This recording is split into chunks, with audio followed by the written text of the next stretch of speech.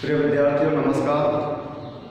आज हम BSc part first जो ग्राफाइट्स हमने शुरू कर रखा है, ग्राफाइट्स, उसके जो नेक्स्ट मेंबर है अपने सिलेबस में, हमने पिछली क्लास में रिक्सिया और मार्केंसिया के बारे में पढ़ा। इसके बाद ग्राफाइट्स का जो अगला मेंबर है जिसका नाम है एंथोसिरोस। क्या नाम है? एंथोसिरोस। ये अपना नेक्स्ट मेंबर है। हमने बात की थी कि जितने भी ग्राफाइट्स हैं उनको 3 क्लास में डिवाइड किया गया है। पहली जो क्लास थी उसका नाम था हिपेटिकोप्सिडा। हिपेटिकोप्सिडा जिसके अंदर हमने रिक्सिया और मार्केंसिया का अध्ययन किया। यानी कि हिपेटिकोप्सिडा के अंदर रिक्सिया और मार्केंसिया जो है वो आते हैं और इन दोनों को लीवर वर्ड के नाम से जाना जाता है। किस नाम से? लीवर वर्ड, क्योंकि इनकी जो शेप है थैलस की वो लीवर लाइक होती है।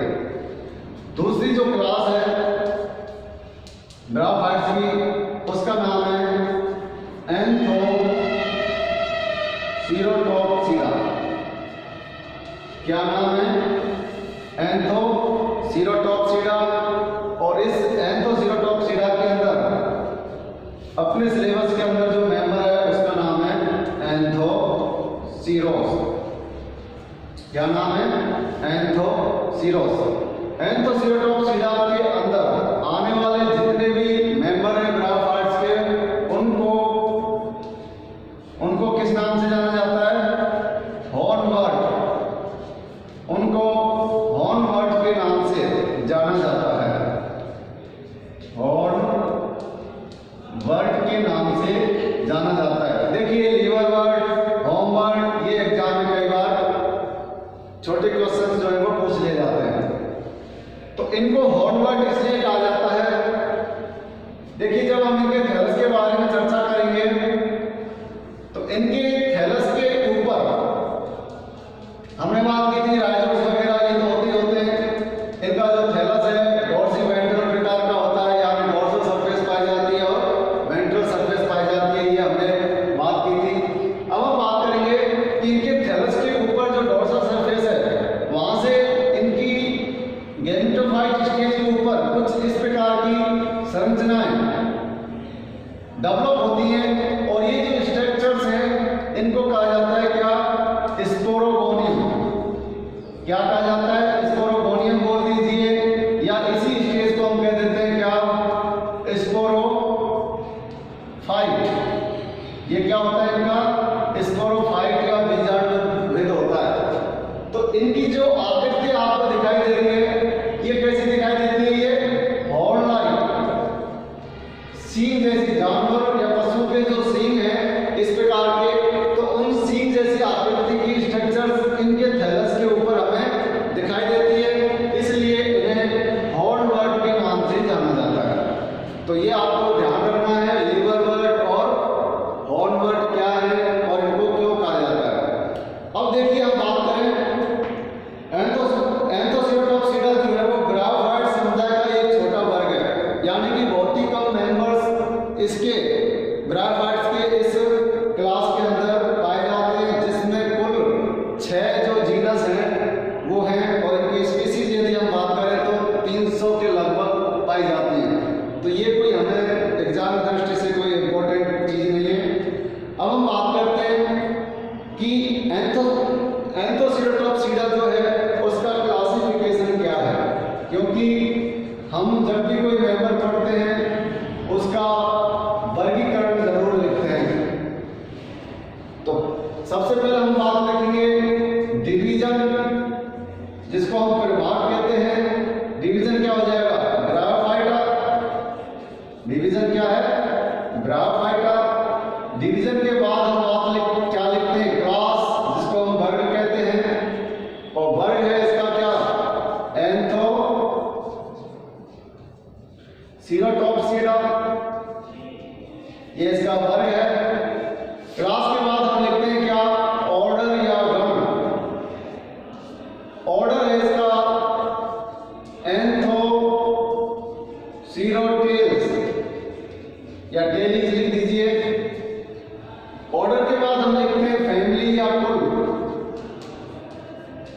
फैमिली है इसकी एंथोसिरोटेसी,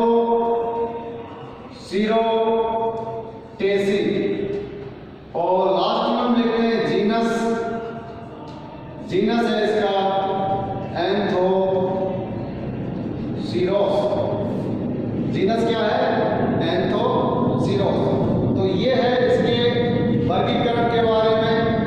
फिर देखिए कोई 2 या 3 स्पीसीज एंथोसिरोस की हमें याद करनी है, तो इसकी बहुत सारी स्पीसीज जो है वो देखने को मिलती है। लेकिन हम बात करें भारत में, भारत के अंदर कोई भी ब्रायोफाइट्स है वो नम छायादार स्थानों पर पाया जाता है। ठीक है, जहाँ जल की मात्रा काफी है, नम स्थान है, नम छाया वाले स्थान है, वहां पर ये क्या करते हैं? पाए जाते हैं।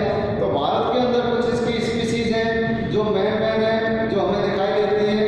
तो एक है एंथोसिरोस इरेक्टस, ये हमें याद रखनी है। एंथोसिरोस इरेक्टस कौन सी है? Anthoceros erectus. और दूसरी है एंथोसिरोस पंक्टेटस। एंथोसिरोस पंक्टेटस। और ये बहुत सारी हैं, आप अपने हिसाब से कोई भी 2 स्पीसीज जो है वो याद रखनी है जो भारतवर्ष में या इंडिया में पाई जाती है। तो ये हुआ इनकी स्पीसीज के बारे में। एक हिमालयनसिस भी है जो हिमालय क्षेत्र में पाई जाती है, एंथोसिरोस हिमालयनसिस, तो आप ये भी याद रख सकते हैं। ठीक है, इरेक्टस का मतलब इरेक्ट है, खड़े हुए होते हैं। तो इस प्रकार से इनका कुछ नाम जो स्पीसीज का है कोई कैरेक्टर्स के आधार पर इनका पड़ा है। जिस स्थान पर पाई जाती है उस हिसाब से इसको लिख देते हैं। जैसे हिमालयनसिस, तो ये हिमालय क्षेत्र के अंदर पाई जाती है। तो ये है इसके बारे में क्लासिफिकेशन और इसकी स्पीसीज के बारे में। अब हम बात करते हैं इस एंथोसिरोस के थैलस के बारे में, जिसको हम बोलते हैं एक्सटर्नल स्ट्रक्चर। तो देखिए एक्सटर्नल स्ट्रक्चर की जब हम चर्चा करते हैं तो एक्सटर्नल स्ट्रक्चर के अंदर आपने जो डायग्राम बनाया हुआ है सेम उसी प्रकार से हम और बना सकते हैं। तो ये भी जो एंथोसिरोस है वो मार्केसिया या रिक्सिया की तरह समूह में पाए जाते हैं। और कैसे होते हैं? डोर्सी वेंट्रल प्रकार के होते हैं। इनकी वेंट्रल सरफेस पर जो डोर्सल सरफेस जो है उसके ऊपर क्या पाए जाते हैं? स्पोरोफाइट, जो हमने इस प्रकार से seem like horn like structure के रूप में आपको बताया है। ये आगे जाके डिवाइडेड भी हो सकती हैं, अलग अलग स्पीसीज में इनकी अलग अलग स्ट्रक्चर जो है वो देखने को मिलती है।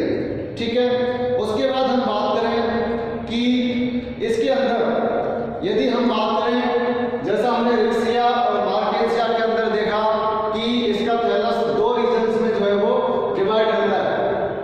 एंथोसिरोस में ऐसा नहीं है, पूरा का पूरा जो थैलस है उसका एक ही रीजन जो है वो पाया जाता है। और उस रीजन को हम बोलते हैं क्या? फोटोसिंथेटिक और स्टोरेज रीजन, यानी कि एक ही रीजन में दोनों कार्य होते हैं। प्रकाश संश्लेषण की क्रिया वही भाग करता है और स्टोरेज का भी वही भाग जो है वो करता है। तो ये इसकी डोर्सल सरफेस है और ये इसकी वेंट्रल सरफेस है। फिर हम बात करते हैं कि इसके अंदर जो डोर्सल सरफेस है उसके ऊपर स्पोरोफाइट पाया जाता है और वेंट्रल सरफेस के ऊपर स्मूथ राइजोट्स जो है वो पाए जाते हैं। कैसे पाए जाते हैं? ओनली जो स्मूथ जो राइजोट्स हैं वो इसके डॉट्स नीचे वाले सरफेस पर ये जो है वो राइजोट्स प्रेजेंट होते हैं। तो ये है इसकी, ये भी गुच्छों में या समूह के रूप में ये पाए जाते हैं। थैलोइड प्रकार के होते हैं, ग्रीन कलर के होते हैं, मासल होते हैं। ठीक है, और डाइकोटोमस, ये भी पेपर में कई बार पूछा जाता है। क्या वर्ड है ये? हम ब्रायोफाइट से हम बात करते हैं डाइकोटोमसली, यानी कि आगे से इनकी जो शाखाएं हैं वो 2 भागों में क्या होती हैं? 2 पालियों में या 2 लोब्स में जो है वो विभक्त होती हैं। जैसे कि जब भी डायग्राम बनाते हैं तो ये 2 लोब्स तो ये है इसकी थैलस की एक्सटर्नल मॉर्फोलॉजी। अगली क्लास में हम इसके थैलस के इंटरनल स्ट्रक्चर के बारे में बात करेंगे। इसकी कुछ विशेष कैरेक्टर्स हैं, जैसे हम बात करें कि इसके थैलस के अंदर एल्गल कॉलोनी जो है वो पाई जाती है, यानी कि ब्रायोफाइट्स के अंदर एल्गी जो है वो सिम्बायोसिस के रूप में अपना जीवन यापन करती है। तो जब हम इसके थैलस के इंटरनल स्ट्रक्चर बनाएंगे तो वहाँ पर हमें एनामीना या जिसको साइटोफाइसिस की जो मेंबर है नॉस्टॉम, वो जो सहवाल है इसके थैलस के अंदर हम दिखाएंगे। तो ये इसकी विशेषता है इसके थैलस की कि एल्गल जोन का पाया जाना, यानी एल्गी का इसमें उपस्थित होना। दूसरा हम बात करें प्रत्येक जो सेल है उसकी विशेषता है कि उसके अंदर एक लार्ज क्लोरोप्लास्ट जो है वो क्या पाया जाता है, उपस्थित होता है। लार्ज क्लोरोप्लास्ट इसके थैलस में पाया जाता है प्रत्येक कोशिका के अंदर। एक हम बात करें इसके अंदर म्यूसिलेज कैविटी जो है वो प्रेजेंट होती है, और म्यूसिलेज कैविटी जो लोअर एपिडर्मिस है उस लोअर एपिडर्मिस में एक पोर या एक रंध्र के द्वारा ओपन होती है, जिसे हम कहते हैं स्लाइम पोर, SLIME, स्लाइम पोर। ठीक है, अपर एपिडर्मिस और लोअर एपिडर्मिस। अपर एपिडर्मिस की प्रत्येक कोशिका के अंदर भी क्लोरोप्लास्ट उपस्थित होता है। रंध्र जो है अपर एपिडर्मिस जो स्टोमेटा है वो क्या होते हैं, एब्सेंट होती हैं। तो ये कुछ इसके कैरेक्टर्स हैं इसकी थैलस के इंटरनल स्ट्रक्चर के, जो हम अगली